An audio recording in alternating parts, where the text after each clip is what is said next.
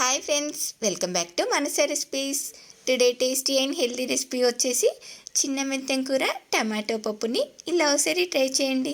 చాలా టేస్టీగా ఉంటుంది. ఇది రైస్ చపాతి దేంతో తీసుకున్నా కూడా సూపర్గా ఉంటుంది. మరి మీకు కూడా ఇదిలో పర్ఫెక్ట్గా రావాలంటే వీడియోని స్కిప్ చేయకుండా చివరి వరకు చూసేయండి. మరి ఇప్పుడు లేట్ చేయకుండా ఇలా టేస్టీగా చిన్న మెంతం కూర పప్పు కోసం ఇలా ఒక కప్పు కందిపప్పుని నానబెట్టుకొని దీనిలోకి వాటర్ని యాడ్ చేసుకొని అలాగే ఒక స్పూన్ వరకు ఆయిల్, మీకు కారానికి సరిపడా పచ్చిమిర్చి, కొంచెం పసుపు, కరివేపాకు వేసుకొని మూత పెట్టి ఒక 3 to 4 విజిల్స్ అంటే మీకు పప్పు మెత్తగా ఉడికేంత వరకు ఉడికించుకోండి. ఇలా నాకు ఒక 3 విజిల్స్ వచ్చిన తర్వాత స్టవ్ ఆపేసాను. ఈ మెంతం కూర పప్పు చేసుకోవడానికి నేను ఇక్కడ ఒక 3 కట్టల మెంతం కూరని తీసుకొని కాడలు కట్ చేసుకొని నీట్గా వాష్ చేసి ఇలా మళ్ళీ వాటర్లో వేసుకున్నాను. నెక్స్ట్ ఇలా ప్యాన్లోకి ఒక 2 టేబుల్ స్పూన్స్ ఆయిల్ వేసుకొని ఆయిల్ వేడైన తర్వాత 1 టీ స్పూన్ ఆవాలు, 1 టీ స్పూన్ జీలకర్ర, 2 ఎండుమిర్చి మధ్యలోకి చీల్చిన పచ్చిమిర్చి 2 వేసుకొని అలాగే ఒక ఆనియన్ కూడా వేసుకొని దీన్ని ఇలా కొంచెం ఫ్రై చేసుకున్న తర్వాత ఇప్పుడు దీనిలోకి ఒక 1/2 టీ స్పూన్ అల్లం వెల్లుల్లి పేస్ట్, కొంచెం కరివేపాకు, కొంచెం కొత్తిమీర కూడా వేసుకొని మనకు కొంచెం పచ్చివాసన పోయేంత వరకు ఫ్రై చేసుకోవాలి.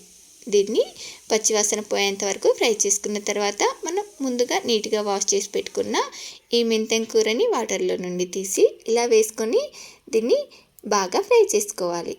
ఇది మనకు త్వరగానే ఫ్రై అయిపోతుంది. చూడండి, ఇలా ఫ్రై చేసుకున్న తర్వాత కొంచెం పసుపు కూడా వేసుకొని జస్ట్ ఇలా ఒకసారి మిక్స్ చేసుకున్న తర్వాత ఇప్పుడు దీనిలోకి ఇలా ఒక 2 టమాటోస్ని వేసుకొని మీకు టేస్ట్కి సరిపడా సాల్ట్ కూడా యాడ్ చేసుకొని దీన్నంతా కూడా ఒకసారి ఇలా బాగా కలిసేలాగా మిక్స్ చేసుకొని మూత పెట్టి మనకు టమాటో సాఫ్ట్గా మగ్గేంత వరకు ఉడికించుకోండి. పప్పుని నేను ఇక్కడ 3 విజిల్స్ వచ్చేంత వరకు ఉడికించుకున్నాను కదా.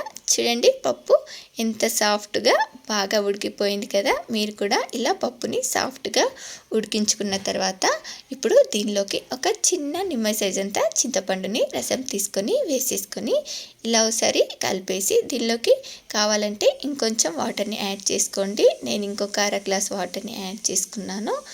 ఈలోపు మనకు టమాటోస్ కూడా చూడండి ఎంత సాఫ్ట్గా ఉడికిపోయాయో. ఇలా ఉడికించుకున్న తర్వాత ఇప్పుడు దీనిలోకి మనం ఉడికించి పెట్టుకున్న ఈ పప్పును కూడా యాడ్ చేసుకొని ఇదంతా కూడా ఇలా బాగా కలిసేలాగా మిక్స్ చేసుకున్న తర్వాత ఇప్పుడు దీన్నంతా కూడా ఇలా ఒక 7-8 నిమిషాల పాటు మరిగించుకుంటే సరిపోతుంది. ఇప్పుడు లాస్ట్లో కొంచెం కొత్తిమీరని వేసేసుకోవడమే.